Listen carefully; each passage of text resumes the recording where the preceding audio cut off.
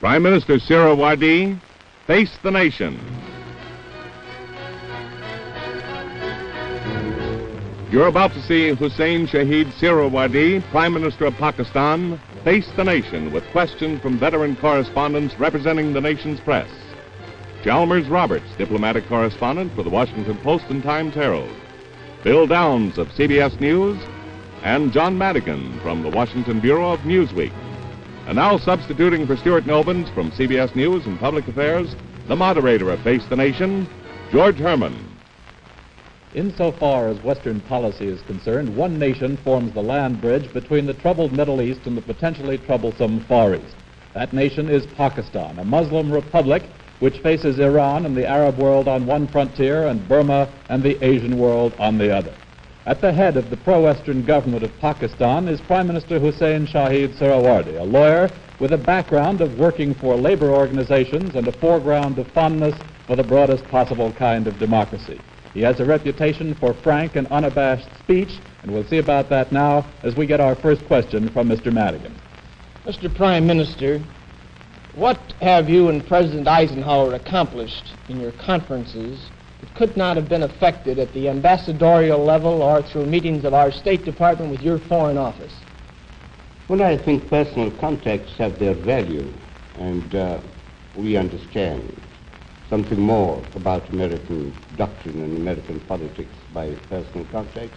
And I think that President Eisenhower and Secretary Dulles also understands more of my mind and what I propose to do. Well, Mr. Suharwardy, the communique makes no specific mention of military aid. Your nation is a bridge between SEATO and the Baghdad Pact. Did you get additional military aid? Well, I don't know, but it is obvious that all the time we are reviewing our military requirements, Mr. Downs. The position really is that we are not seeking military aid in such quantities as it may make it difficult for us to digest all the aid that we get. We want just enough military aid to save us from aggression. You did ask, sir, while speaking to the President and the Secretary, for some additional military equipment. Is that correct? Well, we have assessed. All that I can say is this, as we are doing, we are continually assessing our requirements. At the present moment, my view is that we have not received sufficient military aid. Well, the communique that you issued with the President jointly speaks of serious financial pressures on your government due to maintaining your military forces, which are allied, of course, with American forces in two specific pacts out there in your part of the world. What do you mean by that? What are those financial pressures, and what are you asking us to help you do to relieve them? Well, Mr. Roberts, the position is that our revenue and our income is not sufficient to maintain our military equipment at a proper standard. When I mean a proper standard, it is not sufficient to save us from aggression. And all that we want is that America should come to our assistance to that extent that we shall be able, without fear of being attacked from any quarter, to carry on with our cooperative effort and our constructive effort. Mr. Prime Minister, speaking of aggression, the Indians say that they fear an attack from Pakistan in the area of Kashmir. Do you intend to use military force to enforce what you consider your rights in that area? Obviously not. We are not fools. The Indians are tremendously, very much stronger than we are. It was the Indians that moved their forces on the borders of Pakistan twice. Once in 1950, another in 1951. We never moved our forces at the borders against them. Mr. Prime Minister, you have just said in this communique with the President that you have pledged to try to solve this Kashmir question with your Indian neighbor peacefully. Yet, in a speech which you made in your own parliament not long before you came here, you said that you had reached in your approach to the United Nations our very last throw of the dice. We cannot continue to live under these conditions. You have been unable to solve this directly with the Indians. What do you mean by that? How are you going to resolve it? I'm afraid, Mr. Roberts, you misunderstood me. I've said that so far as our relationship with India is concerned on the Kashmir question, we have tried to resolve the question by mutual conversation and contacts, but we have not reached any conclusion. Consequently, we have approached the United Nations now, and we expect that the United Nations will do justice. You feel, Mr. Prime Minister, that President Eisenhower is going to give you, through the United States, in the United Nations, strong backing to try and get the demands? Well, I am certain about it. If he doesn't do so, I shall be deeply disappointed, because I expect from him a sense of justice, that he will try and see that the matters between us are adjusted. He has so said, and you have in the communique, that he hoped it would be solved on a just basis and under United Nations principles, I think is the term that's used. Yes. What action expressly will be taken by the United States in the United Nations in relation to the Kashmir issue? Oh, I think, Mr. Madigan, that the United States ought, in the Security Council and later on in the General Assembly, if it is necessary for us to go to the General Assembly, to use its weight and its influence and its persuasion to see that the other countries of the world also realize the justice of our case. You say that the United States ought to do that. Has the President said that we will do that? Well, I expect that they will. He has said so? And if he has said so, well, I am sure that he will. Well, Mr. Prime Minister, we in this country are familiar with fights over water. In Kashmir and the Indus Valley, which your country comprises, the Indians have been threatening to build dams which would cut off a large part of your irrigation water. Now, we have had range wars over this question in the West in the past, and even in the present, I think, over California and the rest of it. Would you go to war if India did build these dams and cut off your livelihood that way? Oh, let us not talk about these hypothetical matters. I cannot conceive that India will ever be so, I would like the word, I mean, so barbarous as to stop the water from flowing down our rivers. Well, what is the solution to this thing? There are, as you know, 6 rivers. Most of them rise in Kashmir. One of the reasons why, therefore, the Kashmir is so important for us is this water, these waters, which irrigate our lands. They do not irrigate Indian lands. Now, what India has done is, it's not threatening. It is building a dam today, and it is threatening to cut off the waters of the 3 rivers for the purpose of irrigating some of its lands. Now, if it does so without replacement, it is obvious that we shall be starved out, and people will die of thirst. Under those circumstances, I hope that contingency will never arise. You can well realize that rather than die in that manner, people will die fighting, because that will be the very worst form of aggression. But I think that before any such situation can arise, those countries of the world that undertake and have undertaken to ensure that peace exists and that matters between countries of our type are adjusted, will step in to see that India does not perform any such barbarous action. Mr. Prime Minister, that's at least a future contingency you're discussing. I'd like to ask you this about the Kashmir dispute with India. The Indians claim that the United Nations resolution in this question said that, first of all, you should pull your troops out of Kashmir, and that all the other steps in the UN resolution were contingent on that, including the idea of a plebiscite, and that you have never done that. What is Pakistan's answer to that charge? The Pakistan's answer to that charge is the United Nations resolution and the reaffirmation of that resolution not so long ago as January the 24th 23rd, 1957.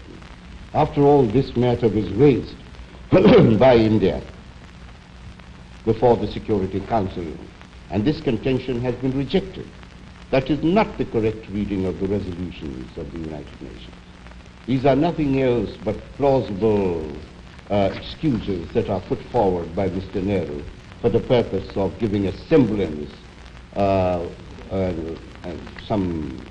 some adequate specious reason for his intransigence. On this very show last Sunday, Mr. Prime Minister, Mr. Nehru disagreed with you 100%.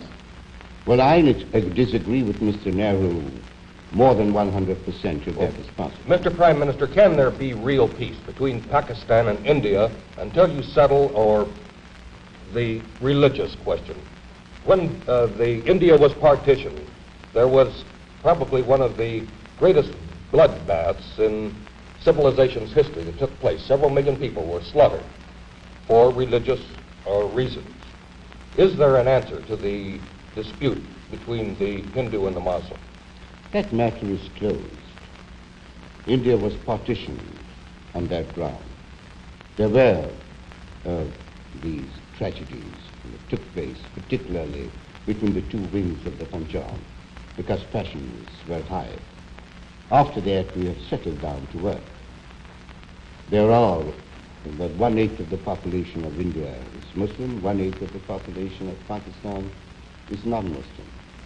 We are trying our level best to see that justice is done to the minorities. So far as we are concerned, we haven't had a single riot since 1950, when Nehru and the late Mr. Liaquat Ali Khan came to certain agreement regarding the treatment of the minorities.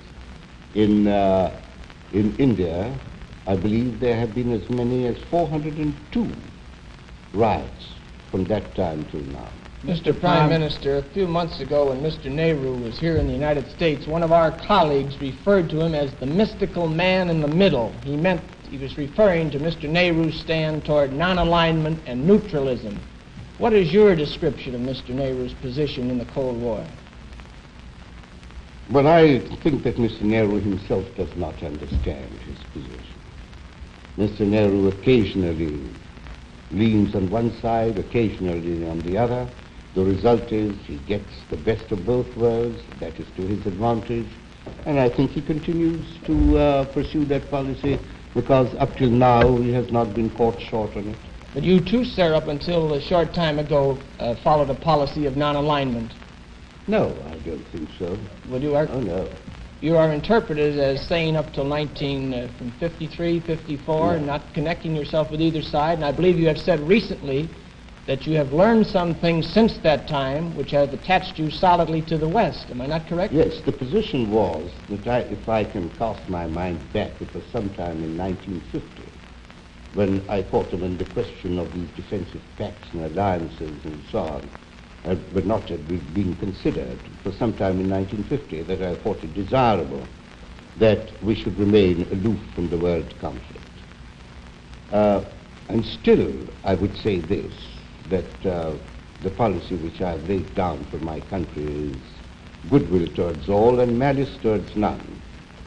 There's no reason why we should start on a shining charger and start tilting against windmills. In 1953 or 1954, it was not, I do not think I ever stated that we should not align ourselves with any countries. Mr. Prime Minister, But, just one moment. At that moment, I had stated that I had not sufficient knowledge of the political situation or of our state of preparedness, and so on, because the government did not take either the country or the opposition into confidence. And therefore I said, as I had not sufficient knowledge, I was not prepared to give a dictum as to what should be our policy.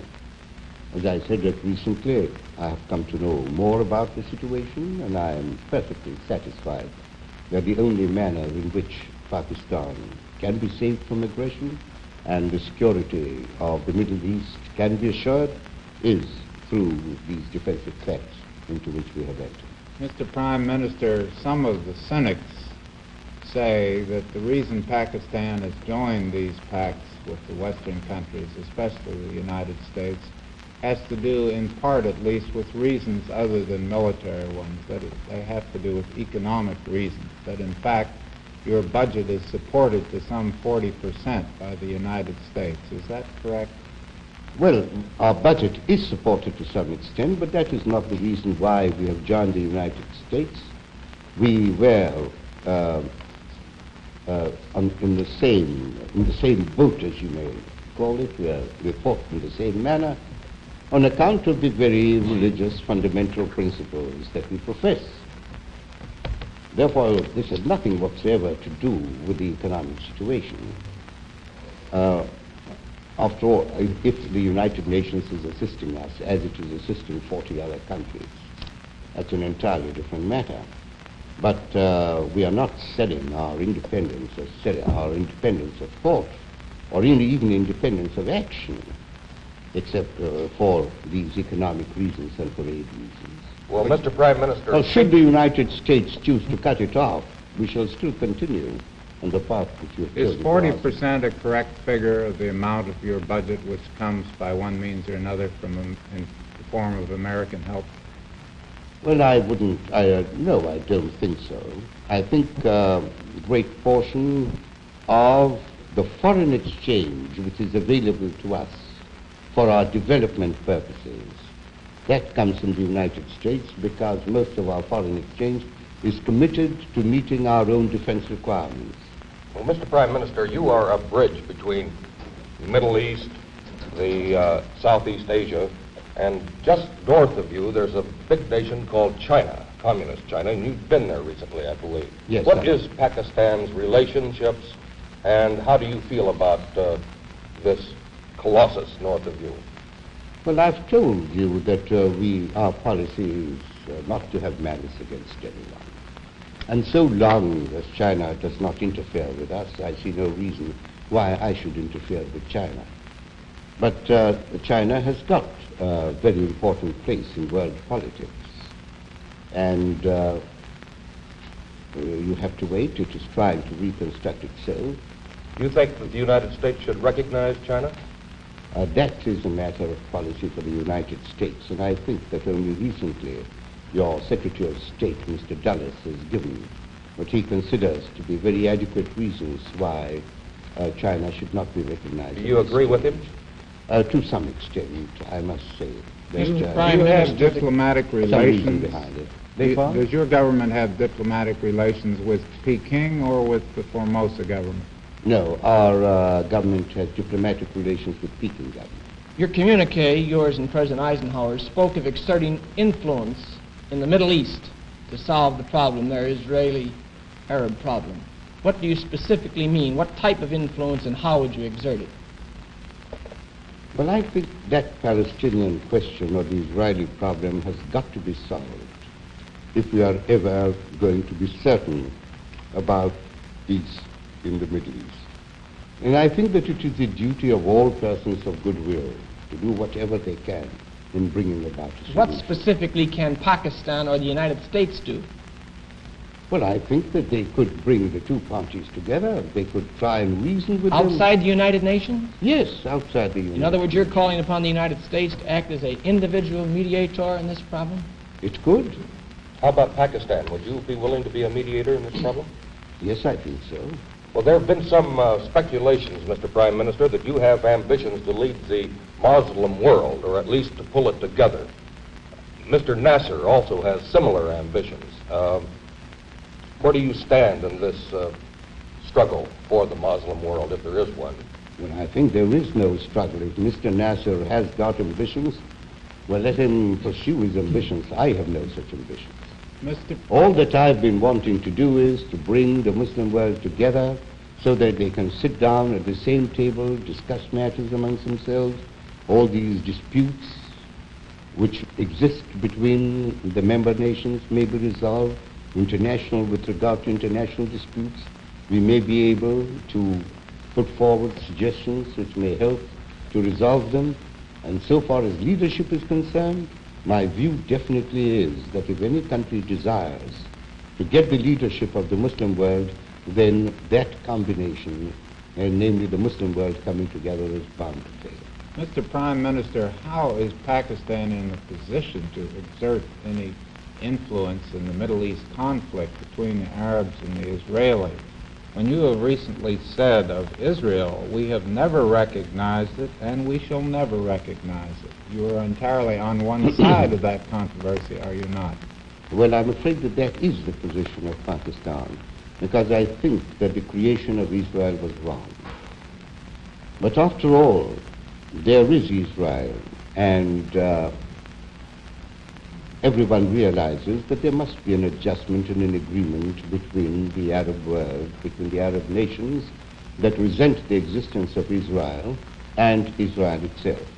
Now, an agreement of this nature connotes that they recognize the existence of Israel, that they recognize that if there's an agreement between the two parties, then that one of the parties is not exterminated. You would advise all the Muslim nations to accept Israel as a fact of life? I'm afraid there's no other alternative. But there's no reason why Pakistan should recognize its existence as something that it's a fact. It's a very unpleasant fact.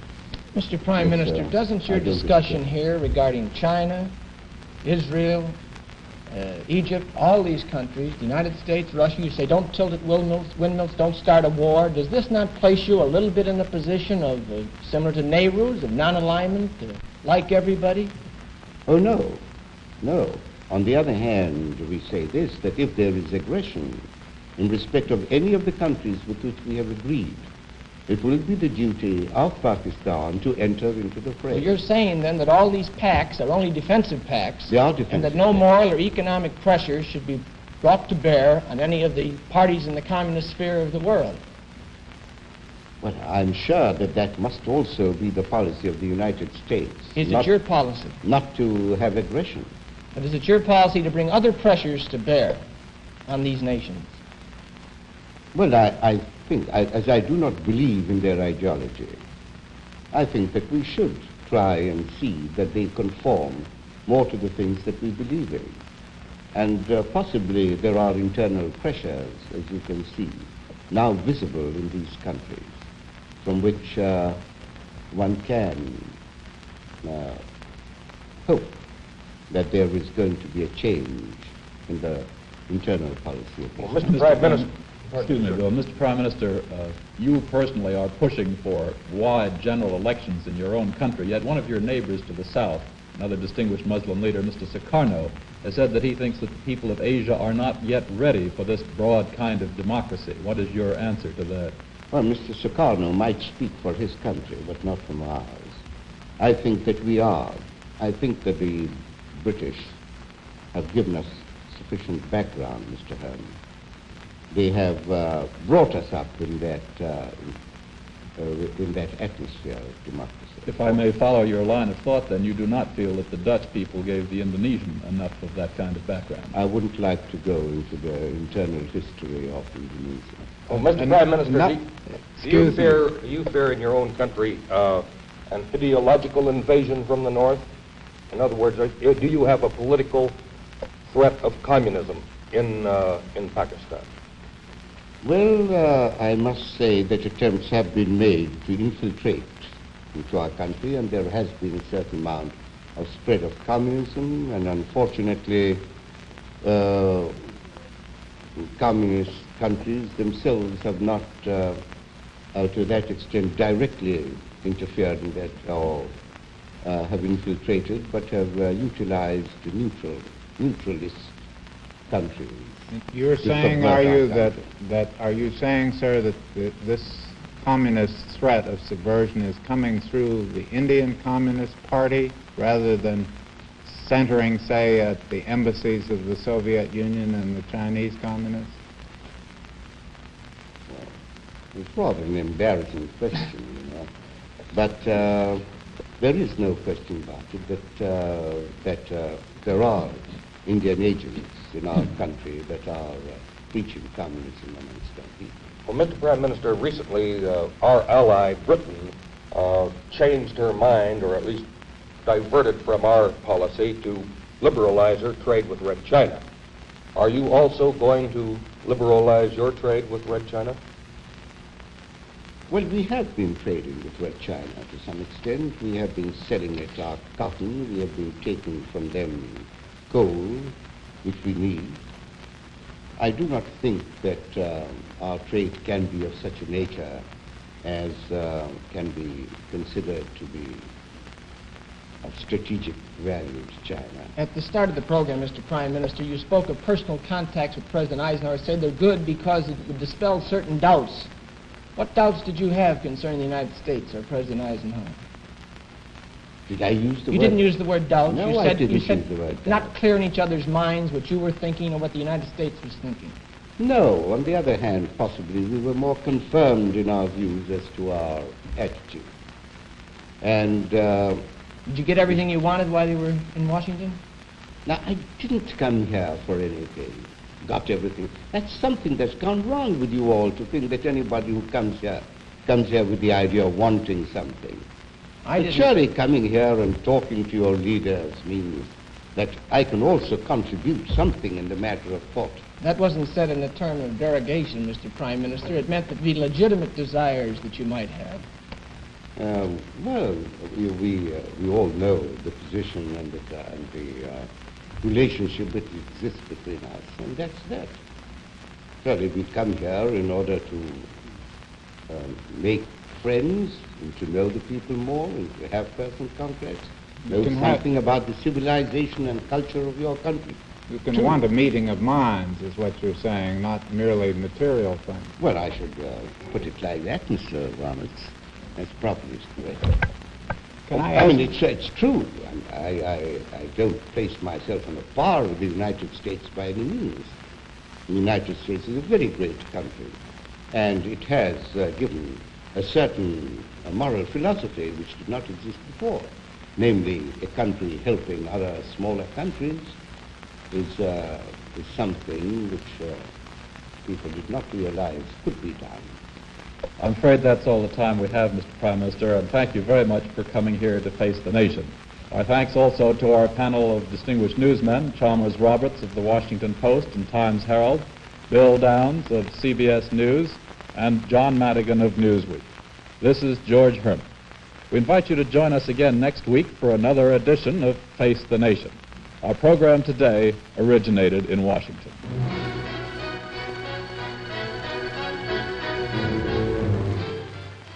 CBS Television has presented Face the Nation, produced by Ted Ayers.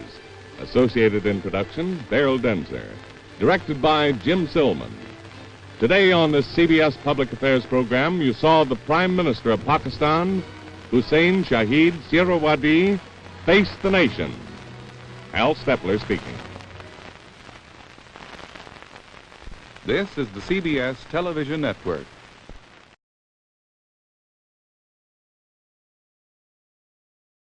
And more of my mind and what I propose to do. Well, Mr. Suharwardy, the communique makes no specific mention of military aid. Your nation is a bridge between Sito and the Baghdad Pact. Did you get additional military aid? Well, I don't know, but it is obvious that all the time we are reviewing our military requirements, Mr. Downs. The position really is that we are not seeking military aid in such quantities as it may make it difficult for us to digest all the aid that we get.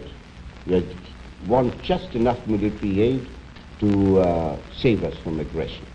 You did ask, sir, while speaking to the President and the Secretary, for some additional military equipment. Is that correct? But we have assessed. All that I can say is this, as we are doing, we are continually assessing our requirements. At the present moment, my view is that we have not received sufficient military aid. Well, the communique that you issued with the President jointly speaks of serious financial pressures on your government due to maintaining your military forces, which are allied, of course, with American forces in two specific pacts out there in your part of the world. What do you mean by that? What are those financial pressures, and what are you asking us to help you do to relieve them? Well, Mr. Roberts, the position is that our revenue and our income is not sufficient to maintain our military equipment at a proper standard. When I mean a proper standard, it is not sufficient to save us from aggression. And all that we want is that America should come to our assistance to that extent that we shall be able, without fear of being attacked from any quarter, to carry on with our cooperative effort and our constructive effort. Mr. Prime Minister, speaking of aggression, the Indians say that they fear an attack from Pakistan in the area of Kashmir. Do you intend to use military force to enforce what you consider your rights in that area? Obviously not. We are not fools. The Indians are tremendously, very much stronger than we are. It was the Indians that moved their forces on the borders of Pakistan twice. Once in 1950, another in 1950. Iran and the Arab world on one frontier, and Burma and the Asian world on the other. At the head of the pro-Western government of Pakistan is Prime Minister Huseyn Shaheed Suhrawardy, a lawyer with a background of working for labor organizations and a foreground of fondness for the broadest possible kind of democracy. He has a reputation for frank and unabashed speech, and we'll see about that now as we get our first question from Mr. Madigan. Mr. Prime Minister, what have you and President Eisenhower accomplished in your conferences that could not have been effected at the ambassadorial level or through meetings of our State Department with your Foreign Office? Well, I think personal contacts have their value, and we understand something more about American doctrine and American politics by personal contacts. And I think that President Eisenhower and Secretary Dulles also understand.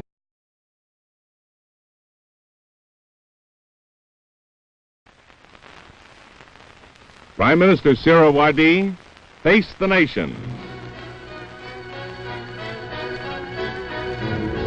You're about to see Huseyn Shaheed Suhrawardy, Prime Minister of Pakistan, face the nation with questions from veteran correspondents representing the nation's press.